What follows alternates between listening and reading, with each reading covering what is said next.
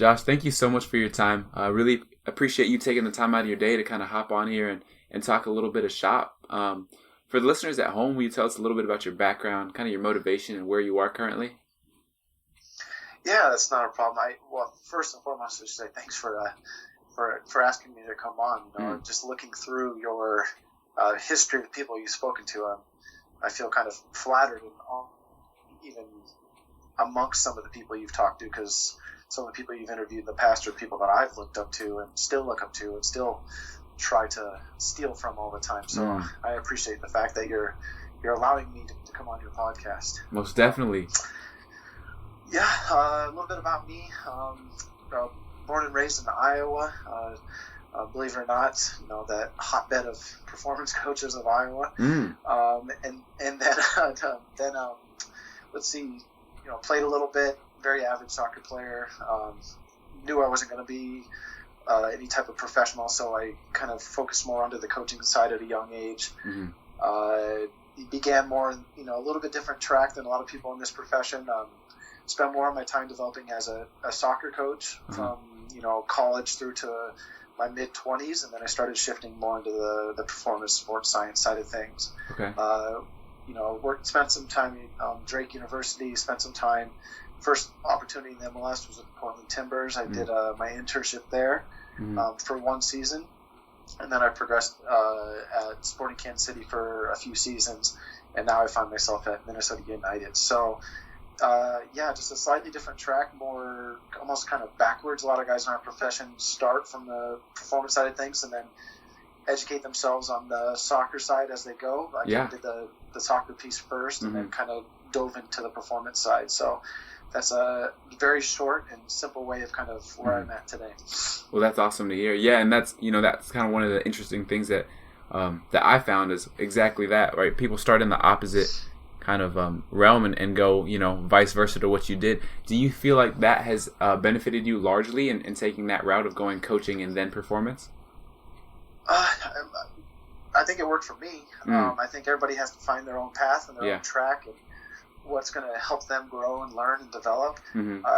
This is a sport that I love and a sport that I've kind of been obsessed with since a young age. So it's for me, I had dreams of being a soccer coach of who knows what level, but just, I worked in youth soccer for 7-8 years, did my coaching licenses and worked my way through. But then, I've always had a strong interest in the performance side of things. I did my exercise science degrees in school and then I started to slowly kind of shift that direction. And then just through opportunity and fortune, I got an opportunity with the Portland Timbers. Yeah. So I kind of to get out there. Yeah. And I was able to learn from, at the time, John Cohen, who was the head of performance, and which was an incredible experience because he took so much time just to help me learn and develop and teach me. And then I just kind of caught a passion for this side of things. And from there, I've just kind of gone forward, I guess. Still in a place where I have so much to learn, that's for sure. Yeah. Okay. So will you touch a little bit on some of your experiences in the MLS and how those past positions, say starting at the Timbers, kind of helped you, be set up for success now? Yeah. Well, my time in Portland, I was at the time your standard intern, which was, hey, just learn, watch, ask questions, be around. I'm not going to pretend like I had tons of responsibility. Yeah. A lot of my responsibility, I did take what I tried to learn from the first team, and I was the only at the time. Thank God the profession's grown, but at the time, as an intern, I was the only one in the academy.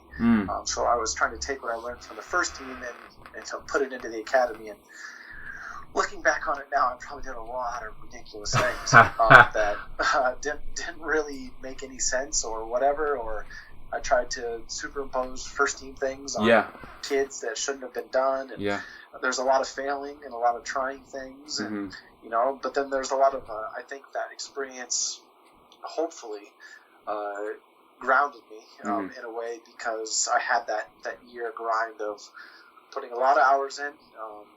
Not having much free time, trying to soak up lots of experiences, making mistakes, being in situations that at the time felt very stressful because nobody wants to make a mistake, especially when you're going into something for the first time in a high pressure environment with professional athletes. It was definitely a challenge that felt very difficult at the time, but when I look back on it, it was such a valuable experience. And I used it to progress into my next opportunity in the MLS, which was with Sporting Kansas City. What I mainly did with Sporting Kansas City through my time there, I started working in the academy and then helping out with the first team when I could, and then progressing into overseeing the USL team. The Swope Park Rangers at the time, and then also helping out with the first team. So again, it was just a kind of natural progression, learning, making mistakes, learning from different ways of doing things. At Portland, I had an opportunity to work under John Cohn, which was fantastic, and he worked in a certain way. And then in Kansas City, I worked under Mateus Manuel, who was fantastic and had a different way of working. And I learned a lot from both of them, and I've hopefully stolen enough from those two guys, plus other people I've worked alongside or around, that I've been able to steal bits and pieces, but also add a little bit to my own kind of perspective and things. So it's been a great experience so far. And hopefully it's got a long way to go. No, I completely understand. That's awesome to kind of hear, some of that journey and some of that progression. With that, right, do you have any recommendations to younger coaches that are trying to do something similar to you? It's being willing to, again, I don't want to say that, hey, you got to do the same thing I did, or it's so individual, and a lot of it, some of it can be luck and fortune, but I think a big piece is being willing to put yourself into a situation where it's not going to be perfect all the time. Whatever it is, financially or living situation or moving away from home for a bit, there are certain sacrifices that sometimes you have to make. Very rarely does a perfect situation align, where all things are perfect, from a life situation. I found that I had to, make a few sacrifices on where I live, being away from family, financially. It's trying to find the right people to go work for and to work with. I think was really important. Doing your research, figuring out who's someone, I still do it to this day, who's someone I want to spend time around, who's someone that I think I can learn from, I can grow from. And I got lucky, I guess, because back then I probably didn't do my research, and I got lucky with the people I was around that I ended up with really good people, and people I still call friends to this day. So I think a big piece is being intentional and trying to find people that you want to go learn from.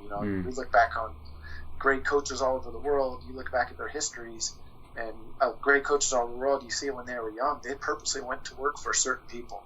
Or they went to play for certain people towards the end of their careers because they wanted to be able to learn from them as they were progressing into their next step. If I was ever to change a sport, which I don't think I ever would, I would purposely try to go work for someone who I thought was phenomenal in a certain, realm of sport. So it's being willing to listen, to learn, to know we don't know it all, and then there's some really good people out there that we got to go find.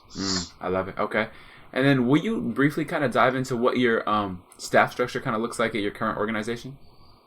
Yeah, currently we have we're small, but I think quality staff. I think I have some of the in my time working here in Minnesota, I think I've been lucky to have about as good as it gets. We currently have a full-time sports scientist and a full-time strength coach that works alongside me. So someone who's, if you look at the different, responsibilities within there, I'd like to say that we all share the same responsibilities, but we have certain priorities in areas where, sports science is obviously going to be overseeing a lot of the, any type of technology-driven information, helping put firm numbers behind some of our beliefs and what we're trying to do, to say, okay, is this actually happening? Let's look at the information to see, managing a lot of just any type of data stream that's coming in and trying to make it actionable.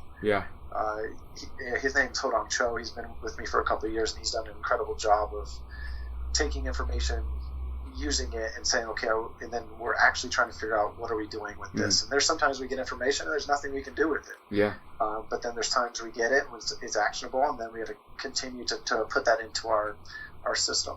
Yeah. And then we currently have,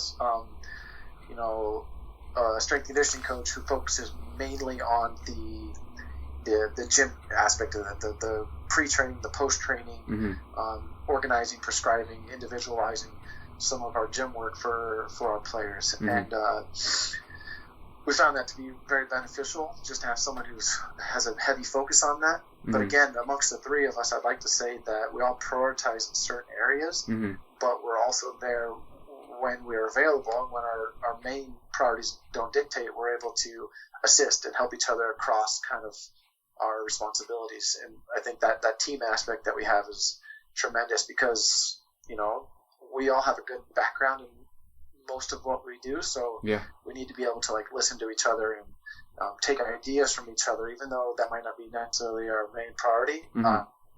Even with me, working in kind of my role, I won't want feedback from my staff, because they're smart guys, they're good at what they do, and they're only going to help me get better. Yeah. No, I agree. Okay. And is your guys' structure the typical structure where there's a academy, USL, and then first team in-house, or how does that look? I think, being a newer club and a younger club, we're progressing towards that. We do have an academy, we do have a first team, the USL. I think it is in the plans for the future. Okay. It's not something we have currently. We do have a relationship with a current USL team that's not in-house, where it's more of a relationship in regards to player sharing and whatnot. So, but currently it's mainly academy and then first team. In-house. Yeah. Okay. So let's dive a little bit into some of this training aspect, right? Do you guys have, you mentioned some of the, sports science pieces and things like that. What type of technology are you guys afforded? Yeah, currently we have a few different things, I guess I'd say. Technology-wise, we use GPS, we use heart rate. We also use a AMS system, just to, to store our information that we're getting from the different pieces of technology. We have a Nord board, we have Going Bar. Currently, we're, from the performance side of things, within our AMS, we're using a wellness questionnaire, we're using RP through iPads. I think we're at a point where we know there's so much more out there. Yeah. We want to make sure that what we have currently, we're really using to its highest potential before we start adding additional pieces. Okay. What I found in the past is too often too many things get brought in, and either the manpower is not there to operate them, or it's just not something that's being used to its utmost potential. So currently, we want to take what we have and ensure that we're actually using it to its utmost potential. And I think we're doing a good job so far. I think we still have a ways to go. In doing what I just said, but so far so good. I think we're in a good place in how we're managing all that information. And when you say AMS, what necessarily does that stand for? Oh, it's just we use Kitman Labs. Okay. So it's just a system where we can import all of our GPS, heart rate, Nord board, wellness questionnaires, session RPE. Okay. So it's a place where we can kind of hold all that information. That way it's easily used, easily produced into reports and whatnot. Gotcha. Okay. And so when looking at some of that technology and initial assessments, is there any crossover, or what does that initial assessment period kind of look like for some of those athletes? I think, maybe I'll answer this question slightly different than how it's normally answered, but a lot of stuff we use for technology, I think, in the way we've all kind of progressed in the sport, is it's just, I think some of the technology has been leaned on, relied on almost a little bit too much. I think we're trying to more use the technology and what we have as kind of a series of checks and balances. Yeah. We need to make sure that we have a firm grasp on how to do things, and within the gym, on the field, how we train, how we structure, how we organize, how we progress. Yeah. can have a bias towards accelerations and decelerations and explosive movements. Mm-hmm. Well, yes, let's plan it out, let's organize it, and let's use the historical data that we've gotten from the GPS to general constraints and guidelines of the session. Mm-hmm. But post-session, let's look at the information, see how can we adjust, how can we move forward. And by using that information, once we're programming that similar type of session in the future, mm-hmm. if that's when you do increase the space, or if it's when you need to adjust the numbers, or when you do an extra bout of something, mm-hmm. we can use that information to actually say, you know what, now we can get a kind of a clear idea of what that should look like. Mm-hmm. And if we're looking to progress to, we're looking as the season progresses, if we're trying to look to decrease volume but maintain intensity or increase intensity, mm-hmm. we can utilize that data and go, okay, if we want to decrease the volume, we can adjust here, here, and here, mm-hmm. but we want to maintain or increase intensity, we can adjust here, here, and here, mm-hmm. and that should happen. And then once we run the session, did it happen? Yeah. And we repeat that cycle almost all over again. Mm. I just don't, I get afraid sometimes that our profession's turning into something where, if we all woke up tomorrow and all this technology disappeared, mm-hmm. I just want people to still be able to plan sessions. Yeah. To be able to run training sessions and go through things without having to sprint over to their computer or iPad every 5 seconds to make sure it's happening the right way. Yeah. Because I think sometimes, me included, we get over reliant on it, and we need to be able to work without it and use it as a tool. Yeah. No, that makes sense. Okay. And so within that, right, so do you guys have any other, so you kind of mentioned how you guys basically use kind of the session to kind of assess and see where you're at and see if you hit certain markers. But are there any other initial assessments in terms I know a lot of people like to do like a movement screen or some type of a aerobic based protocol or, things like that, or even baseline testing, like how do you use the groin bar, things like that. What does that kind of look like? Yeah, for sure. Well, in collaboration with our medical department, we do a series of strength tests, mm-hmm. Which includes the Nord bar, which includes the groin bar, just looking at, obviously research back, just different strength scores mm-hmm. to see where the guys are. Obviously we have to ensure that everybody's getting 100%, mm-hmm. maximal effort in these things, which can sometimes be tricky, but we can at least have that context when we carry out those different tests. In regards to aerobic, we will do some sort of MAS test just to give us, great thing what I find about MAS, especially within soccer, is, it's a maximal aerobic speed test. Just, it allows us to logically plan out some running, especially within preseason. Yeah. That's going to ensure that individual players are pushed to their individual levels.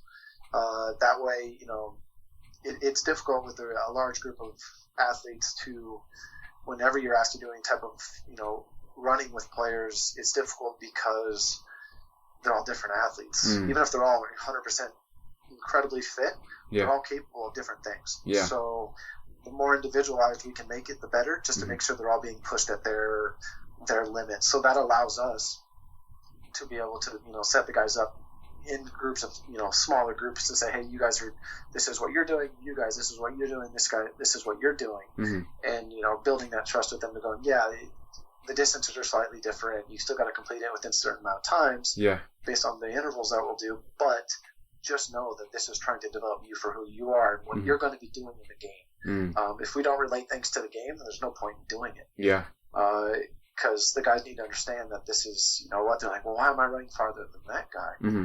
Well, what do you do in a game? Do you run farther than him? Is that how you're built? Like, well, we're going to prepare you to play in the position you're going to play. Yeah. So it's trying to connect it to the match is always important. That's a good point. Okay. And so with that, do you prefer MAS over like a speed reserve or a heart rate reserve or anything like that? I don't think I have a preference. I think they all are useful if done the right way. Yeah. I just think in my experience, I found that this is a way with a large group of players to give them something slightly different than what they're getting within their soccer training. You can set it up in a certain way within their soccer training. They're getting so much accelerations, decelerations, change of direction. Yeah. This allows us to top them off, Mm-hmm. hit them hard from a cardiovascular point of view, Yeah. but not destroy them from a structural point of view. Mm. And it really works nicely, Then there are other ways, and there's probably other ways to do it that I don't even know about or haven't tried yet. Mm-hmm. But I found within this method, it allows us to keep progressing the guys, and then almost, especially within a preseason 6-week period, progress them, logically, and somewhat individually. It allows us to continually build that, especially at the start of preseason. A big component is trying to up the volume and really get these guys in a really good place aerobically, because within soccer you're getting so much of that explosive movement that I'm not worried about trying to train that additionally, because I know how much they're going to get of that during preseason. Okay. And so diving forward on some of those management of distances and some load management stuff, right? Do you have a total or a marker, or I guess a baseline of distance that you want to hit by the end of preseason, or what does that kind of look like in terms of total volume? I think that can be tricky, because we do work in a very complex sport. I think every sport's complex. I shouldn't say that soccer's any different than any other sport. They're all complex. It's I don't like to set big numbers. Okay. I don't like to say we got to hit this number, we got to hit that number. Yeah. Our goal is to have a progression within our my goal is to have a progression within our preseason period. How do we keep building? How do we keep moving these guys so they can meet the demands of the game? I think working backwards from the match is the most important piece for me. And this is one way we can utilize some of the data we have, is what are these guys capable of in a match? Can they fit how the coaches want to play? What are the metrics that we see from a game? Well, we got to make sure we're progressing them towards that. So within our weekly periods, within our microcycles, how can we set up structurally? How can we progress from week to week? But again, start to as the preseason games start rolling in, progress them through amount of minutes played. And then at the end of each preseason match, we have to do kind of a self-audit. Were they physically capable of completing? Not competing, physically capable of meeting the demands of the match. Stay healthy, progress through. If they do, great. We continue moving forward. How do we progress from there? It's sometimes a week-to-week type plan. I don't know how many times when I was younger I put together 6-7 week plans. 2 weeks in, I had to blow the whole thing up. It was more of a, hey, chill out. Let's plan out the first couple weeks. Let's progress from there. After the first couple weeks, let's review things. Let's see how it goes. Let's plan out another couple. I have an idea of how I want it to look, but I know that that's more of a roadmap, and there's going to be a lot of detours. So I'll be honest with you, I never set a set number. I like to have a general idea of where I'm at volume-wise. Am I progressing from a volume point of view, from a high-intensity running point of view, from Excel, V-cell point of view, the things I like to introduce at a certain amount of times. But a big piece is just trying to evaluate, once you see the guys start training and playing, is utilizing, your eyes, obviously, what you're seeing from them quality-wise, intensity-wise, utilizing the data we're getting from wellness questionnaires, RPs, from the GPS, heart rate, all that stuff coming in. Are we utilizing all that to give us kind of a holistic idea of where they're at and how we progress them?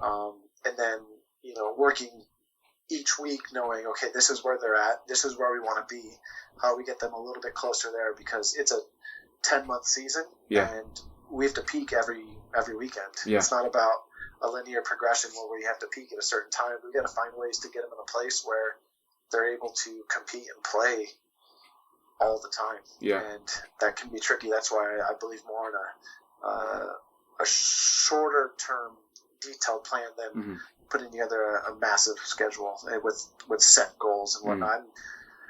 To answer more on the data and the distances and stuff like that, we need to figure out where individuals are, and then as the season goes, we start to have ideas where we want certain guys based on what they do in a match, where they play, their age, their injury histories. There are certain guys that just can't handle the volume if they're going to play 90 minutes on a Saturday. There's certain guys who have to have the volume or have to have this much sprint work, because if they don't get it, they're putting themselves in a situation where they could have a problem during the game.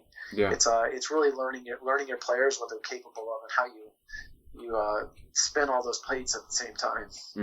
No, I like that, and that's kind of refreshing. I mean, coming from the college background where, Coaches typically like to plan out that whole macro cycle, and that's just the norm. And even though I don't know why, because like you said, it never goes as planned, right? You list that out, and then invariably the first week something goes wrong, and you have to switch it, or something goes right, and you have to switch it. It never goes out. So to have that more fluid approach is really the only way that makes sense with such a dynamic organism as an individual, right? I just think it's so complex, it's so dynamic. There's so many variables that go into, you think of just one individual, how complex they are with what's going on in their lives. They might spend however many hours with us, but however many hours away. There's so many things that go into it that we have to take into account. So I'm just, and then you take 25 or 28 individuals and put them on the same field. Just think of how complex that is. Yeah. And then I think we have to look at it from a way. Can we design training in a way that's going to first expose them to all the different demands they're going to get in a match throughout the week. That way that when they get into a match, it's not the first time they've felt it. Yeah. Create those worst case scenarios within really creative training. And once we've created those worst case scenarios within our actual training and put them in real training situations where they're going through similar motions and explosive movements, and the team loses the ball and they're sprinting backwards and all these different things, we put them in those situations within our creative training schedule. I think we put them in the best place to be successful come that weekend. Yeah, that makes, like I said, it makes so much more sense versus putting all that time in on the front end just to have to redo it all on the back end, or it's not practical, it seems like. So it's I don't want to. Hopefully, I don't come across as, hey, don't plan. No, trust me, I hear you. I think we all got to plan and organize and put together our guidelines. That's for sure. Yeah, and I think that's the important piece too. Is you also mentioned having, you have that end goal in mind, and you have like an idea of where you want to be, right? So it's not just you're just kind of entering in, and you're just showing up. You still have a plan, but it's a more malleable plan, right? And it allows more flexibility within the model that you have. So I think that's the really important takeaway from that. Yeah, I think that you say it better than me. I appreciate that. And so kind of moving forward with that, right? What does the recovery between games look like, say for like a starter or someone that's getting a substantial minutes? And how does that kind of flow within the schedule? Yeah, if we're within the regular season, let's pretend it's kind of a perfect week where you're playing Saturday to Saturday. Okay. Let's just say they're both at home, just to make it even more simple. The way I look at things, if we're playing that, again, this all depends on individuals. Yeah. It all depends on their age, their injury histories, their just the mileage on their legs, what part of the season. Again, it's I think you could take the same player in the same situation. Yeah. 2 months in the season and 8 months in the season is going to be different. Agreed. But let's just kind of keep it somewhat general and somewhat simple. Say young guy, completely healthy, somewhat beginning of the season, 2 home games, Saturday to Saturday. Obviously some of this is going to be dictated by the constraints you work under, what the coaching staff's preferences are, what the players' preferences are, how you work alongside them, and do what's best and what keeps everybody kind of on the same page. Yeah. Some coaching staffs love that day after game. They don't want anybody training. They don't want anybody doing anything. Yeah. Because in the MLS we play late at night oftentimes, and trying to get people to come in the next day is hard because a lot of players, they can't sleep after a game. Win, lose, draw, whatever it is. They're thinking about the game. They're all revved up. It's by the time they get out of it's a 7, 8 o'clock kickoff. By the time they get out, it's practically 10, 11 o'clock. Yeah. It's hard for them to wind down. So, and that goes for coaches as well. So a lot of times, it's just prioritizing a mental rest, sleeping, getting guys out. Where other coaches are going to want guys to come in because we all know physiologically it's proven to best to get them moving straight away to help with that recovery window. Yeah. I think both can be successful based on what you do, but I think I'm a big believer in just next day, chill out, spend time with family, sleep, relax, rest. I get that we still have time to help you recover for the next game. And then for that group for a guy who's played 90 minutes coming in on that Monday, the priority is an active recovery. Okay. They're still in that 72-hour window where they're feeling it big time from the match. Yeah. From a cognitive fatigue, from a physical fatigue, emotional fatigue, all of that. We got to think of them as kind of holistically, every little component of them. Their brain isn't working properly, the body's not working properly, and emotionally they're usually on edge or just worn out. So, we want to bring them in something that's active. I'm not a big believer in passive recoveries. I think we need to get them moving and active and doing somewhat similar things they do that got them into that situation. Yeah. But obviously in a very light way, in a very discontinuous way where they're not working or not getting overloaded. Yeah. Again, that's different points in the season. It might be different, but I'm a big believer in getting them on the field and getting them on their feet and moving. It might not feel great to them at that time. Yeah. They might grumble and not want to do it.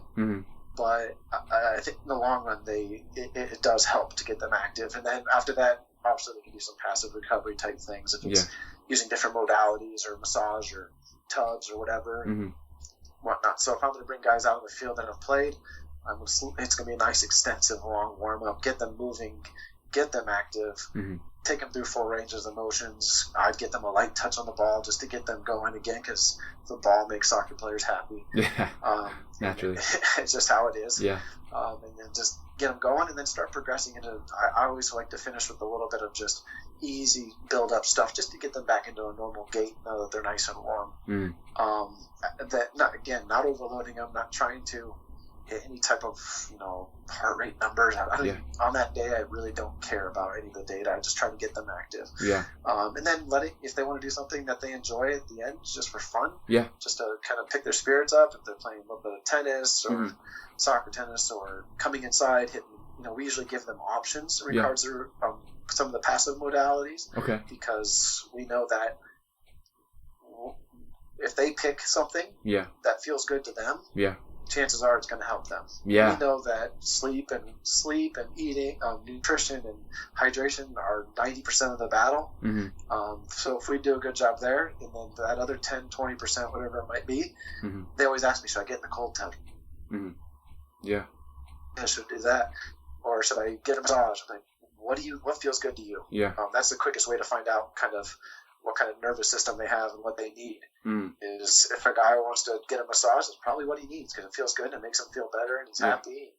He'll come in. If a guy wants to get in a cold tub, I know a lot of literature's come out now about adaptation and whatnot, but in a condensed schedule, sometimes we're not worried about adaptation. We're just worried about making them feel better so they can play again and train again. It's trying to do what's best for them, and then we progress into that Tuesday. Hopefully, if we played on that Saturday, we're at the very end of that kind of recovery period, and we can start loading. Depending on, obviously, within what type of microcycle you work in. If you're working in some kind of, there's so many different models out there, and a lot of them are successful. If we're working in, a certain way, we're just trying to start loading, but that's obviously still not going to be our highest day. We would wait till that Wednesday to really look to overload from a physical point of view. That Wednesday is the big day that some people might call a fitness day, or might call an endurance day, or might call a whatever it might be, or if you're working in a different model, that depending if you're rotating small-sided games, medium-sized, large-sized, that's a day you're trying to overload, and we're trying to hit them in a certain way, because we know they still got to work hard and progress, but they still got to recover by the time they play again on the Saturday. So use that Tuesday, Wednesday to load. Thursday, you're starting to bring them down, get them in a place where it's more focused on the quality, the sharpness, the speed of movements, actions, but it's not in an overloading way. You're trying to help. You're still giving them full recovery. The purpose of the session is to make them sharp and then tactically prepare them based on whatever the coaching staff is trying to accomplish, and then you're progressing into your Friday where you're more focused on the organizational side of things. So I guess from a recovery point of view, the big piece is, hey, give them the time to recover. Otherwise, you're just going to keep going into that deficit so they actually can come out and train properly. And then use that Wednesday as an opportunity to really load, but Tuesday's still an opportunity to train for those guys. And then I think it's important for me to say the intensity of training should never go down. If they're, no matter where they're at, the intensity is always maximal. The load, and it's so trendy, load management. But the load is controlled based off of how you adjust every other constraint. Time, that they're training, duration of exercise, duration of session, duration of rest, type of session, spaces, numbers, all that stuff. But the intensity never drops because we want quality and we want habits. Yeah.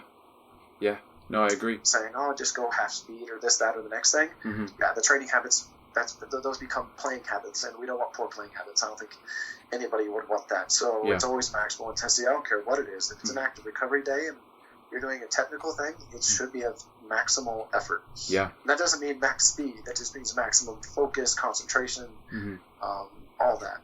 I like that. Okay. And so with that, what is the so say guys that aren't getting a ton of minutes, right? What does the kind of top up look like in terms of conditioning, or how do you what's your baseline for how much, or prescriptions or things like that for those guys? I think that's always the hardest part of this job is managing the groups of athletes, because within one team, I would say you probably have 3 different microcycles running. If you think about it, you have your guys who are playing constantly. Those guys honestly are the easiest ones because they usually stay in a good place just because they're playing 90 minutes. Yeah. You don't need to go anything too crazy. But then you have your guys who are on the bench, who are playing minimal minutes or not playing at all. And those guys I find to be the tricky ones, because your guys who aren't making the 18, I think are pretty easy, because you just run a training session the day of the game. And within that training session, we're trying to simulate, this is a way to use the technology. We're trying to simulate something as close to a game as we can, obviously within the situation. We have 5 guys creative, but at least they're getting a high quality training session. For the guys who are making the bench but not playing a ton, that's the tricky one, because if you think about it, if you don't take care of them, you're really going Thursday, Friday, Saturday, Sunday with minimal training. If you don't take care of them, and that's a long period of time. And if you add that over week after week after week after week, that can be a challenge.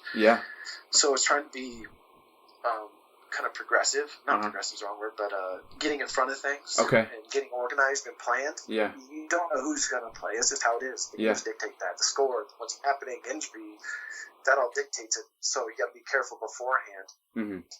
But within that match, obviously, we're going to take the guys who haven't played and do a little bit of work post game, because we know that they're most likely going to be off the next day if we have a Saturday to Saturday schedule. So for me, we all know, typically just the way the body works. For lack of better word, the sprint, the explosive work, stuff like that. So for me, one of my big goals post game is get the guys good and warmed up, and then focus on more of that type of stuff. The volume aerobic type work, you can maintain that for quite a while without training it too often. So for me, it's trying to add those pieces that they get in games. Just the accelerations, decelerations, the explosive stuff. Getting some of that in post game, just to kind of keep that ticking over, that exposure. And then obviously most likely they'll be off the next day, but that Monday becomes very important. If you have your group of guys, whatever that might be. It could be 4 guys based on what's happening, or it could be 14 guys. The ultimate goal is to get them in a good, high quality training session that's, high intensity, and, if it's a smaller number, that means that's going to dictate the spaces and whatnot. So they train, but then for me, it's topping them off with some work. I agree. Okay. So in terms of like a return to play protocols, what does that kind of look like on bridging that gap? And do you have any specific protocols that you like? For example, I know a lot of people like the Copenhagen protocol for adductors and the Nordic hamstring progression for hamstrings. But is there anything specific that you like, or what does that look like for you guys? Obviously, might get sick of me saying it. Dependent on the individual and the situation and what's happening. There's just so many variables that go into it. We utilize all those things. We utilize Copenhagen's. We utilize Nordics. We're fortunate. I've been fortunate wherever I've been to have phenomenal medical staff. And nowadays, especially the medical and performance side, they bleed into each other so much. If you're doing it right, they do a little bit of what we do. Performance side we carry out some of the stuff that they do, but I don't want to pretend like we have an extensive knowledge on the medical side, because that'd be a disservice to their education. Yeah. But from a return to play protocol, for me, a big piece is, as a performance coach, is can we utilize historical information, and start working backwards from there. What is, a player's demands, like from a game point of view, max speed, what type of volumes do they need to be able to hit, and how do we progress them to a point that they get there? Obviously, we're going to utilize our functional strength work. We're going to utilize everything in the gym to get them strong, to progress them. I think a big piece that I find that the good, especially the good physical therapists working in the game do, is getting them active and moving straight away. Okay. Obviously, if there's a problem, they can't be active because of a serious injury. That's one thing. Yeah. But if they have a hamstring or something like that, first day, are they doing some kind of upper body cardio? Are they getting active? Keeping them ticking over. Are they still lifting in the ways they can lift? I think one of the biggest mistakes you can make, and I don't want to pretend like I am on the medical side, because again, that'd be a disservice to all those people and all the knowledge they have. Yeah.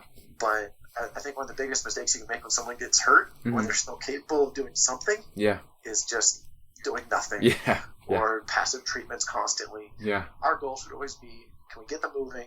Can we get them active? Can we put some kind of external load on them? No matter what it is. So I find that's a big piece. And then from there is, again, utilizing that, what the demands are that they have to meet, and then putting a plan together to get them to that point. Yeah. Okay. That's a good way to, kind of structure it out. And then that way, at the same time, you get to utilize everyone's knowledge from their specific backgrounds and their specific fields. So yeah, we have to let people be good at what they're good at. And I don't want to pretend that I'm going to be better at somebody than what they're good at. I have a sports scientist here because he's really good at that, and I have a strength coach here because he's really good at that. Our medical department is really good at what they do. So people like myself just need to get out of the way and just let people do their jobs. And that's why I have people on my staff that are better at things than I'm at, because that's why they're here. It's because I need them to compliment me and do things that I can't do. I don't want to pretend that I'm some whiz in the gym. I feel like I'm okay in there.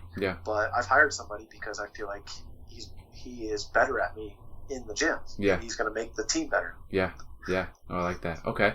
And so in regards to nutrition, do you have any special recommendations here? I know that some coaches or some performance directors have talked about carb cycling or being fat adaptive is kind of the direction that we should be going. Or do you have any thoughts on this, or where are you guys at with this kind of subject of nutrition? I think that's an area that I feel like I have a good grasp of nutrition and what the guys need to do from a general point of view. But I think it's definitely an area that I need to continually grow in and improve in, and how we utilize nutrition to help these guys perform. I've been fortunate to be at a couple clubs that have had full-time dietitians, and learning from them has been fantastic.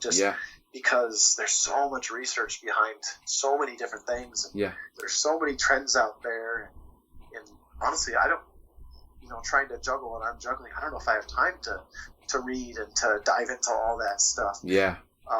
But when you have somebody who's really good at it, who can read all of it, take it all in. And one thing I've found to be really successful within places I've worked in is we do a lot of in-service staff education, where, once every few weeks or whatever it might be, one of us has to present to our own, usually performance and medical staff, and our dietitians included in that, and just go through something. To teach us something that we don't know. Help us understand your job better, how you do things, what you do. And that's been so positive, because there's things I've learned about from our dietitians. I'm like, I didn't even think about that.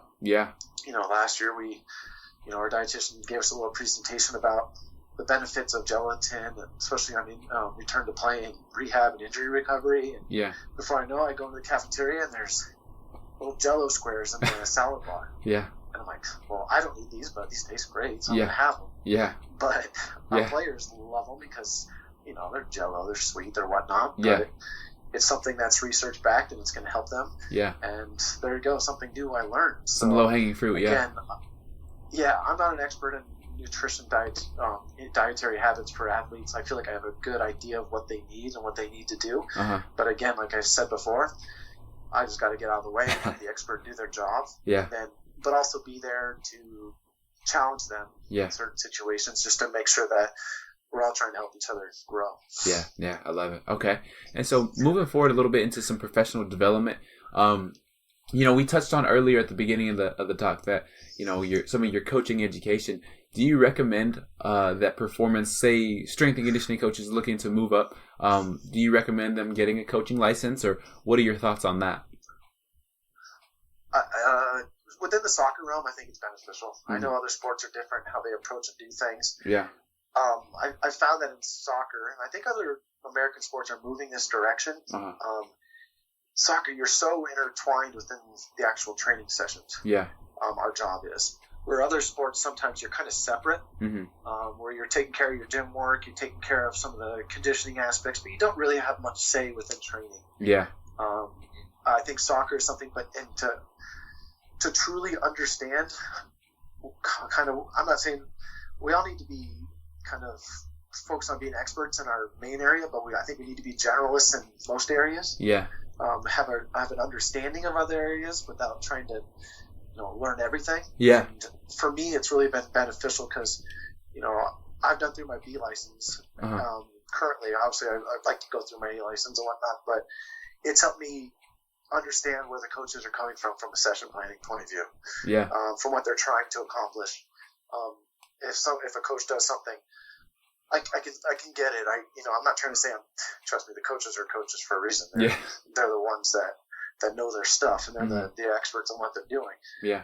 But at least I have an idea and a concept of why they're doing things, how they build sessions. Yeah. And that's helped me from a periodization point of view.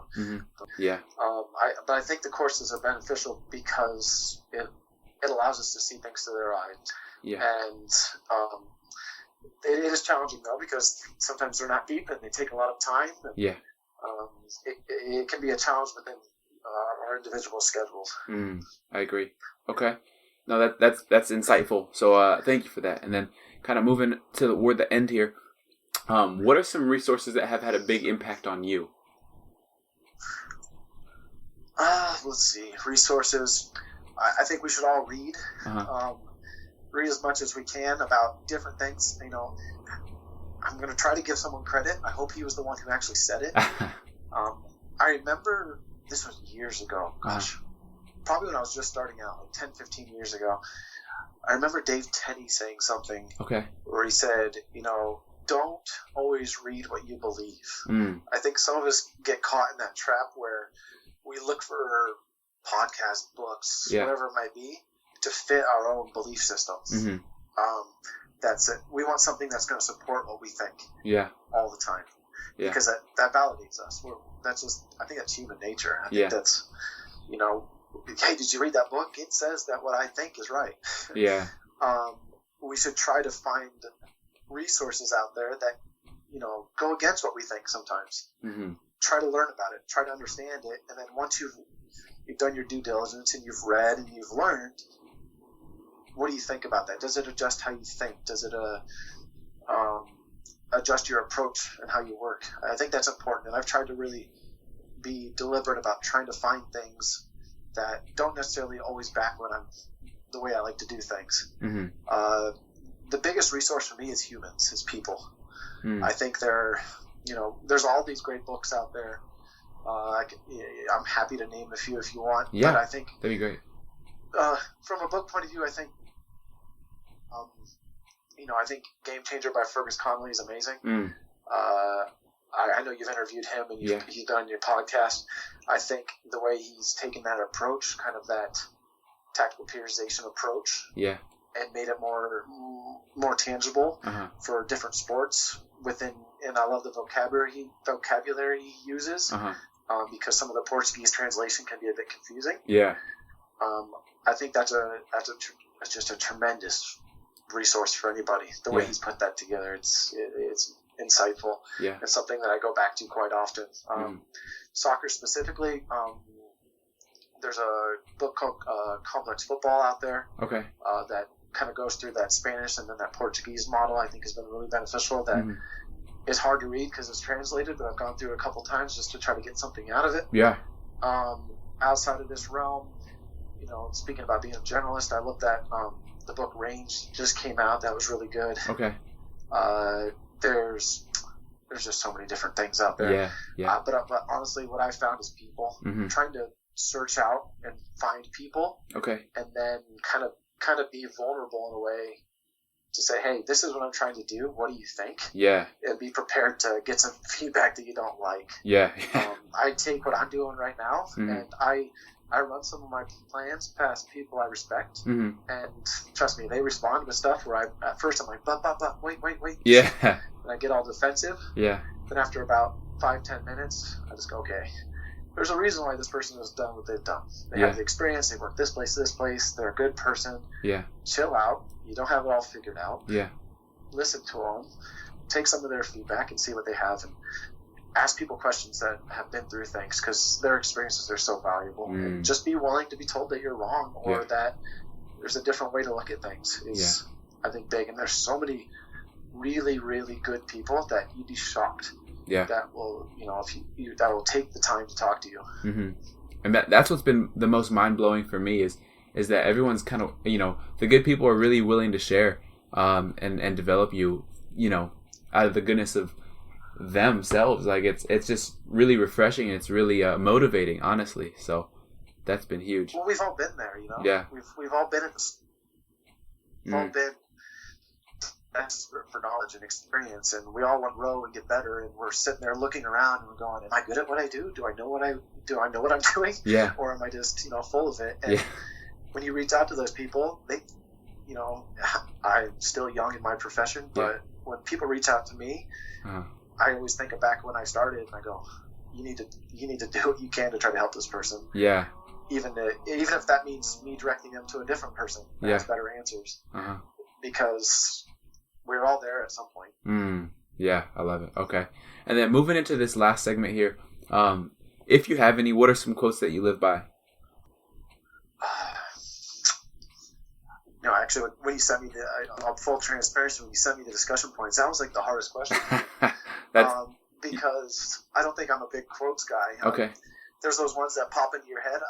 I sometimes get somewhat, maybe I'm too cynical now, but I think people are overusing quotes. Okay. They throw them up without really knowing the true meaning behind things. Yeah. I think it's important. Honestly, I don't think I have a set quote. I think it's just, I have a firm belief in just the simple things about being honest, putting the effort in, and just doing it with a kind of in a humble way. I think is really important. I love it. Okay, so more principle based then. Yeah, okay. I'd say that. I like that. Okay, what is the best advice you've ever been given? Advice I've ever been given. That's a good one. I think when it all comes down to, you always kind of go back to kind of what your parents taught you, and I don't think they ever said you have to be this way. Yeah. But my parents, I think, growing up, were just so massive on just being grateful for what you have. Yeah. And where you're at. Yeah. And just having that gratitude of, it's never as bad as you think it is. It's never as good as you think it is. And it's usually somewhere kind of right in the middle, so kind of stay even keeled. Yeah. But enjoy where you're at. Be grateful for what you have, because it can go up and down pretty quick, and things can disappear. And we're all fortunate to have something, that's for sure. Okay. So in contrast to that, what's the worst advice you've ever been given? Worst advice I've ever been given? Let's see.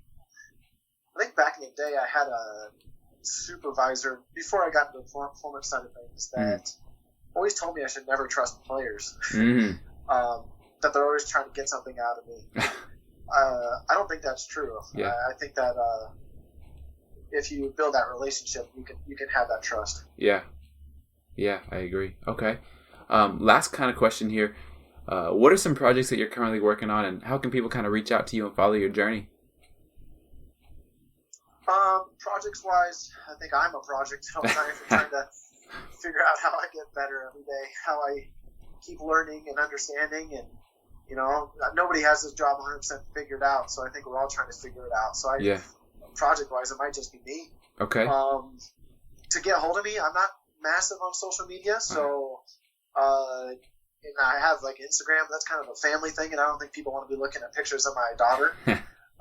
So I would say from getting a hold of me is just via email or is probably the best. Okay. And I'm happy to give you my email. That way you can throw it up there on the podcast description. That way if people want to reach out. Yeah, if you go ahead, if you wouldn't mind, go ahead and then kind of spelling that out, and then I'll go ahead and plug it in the show notes as well.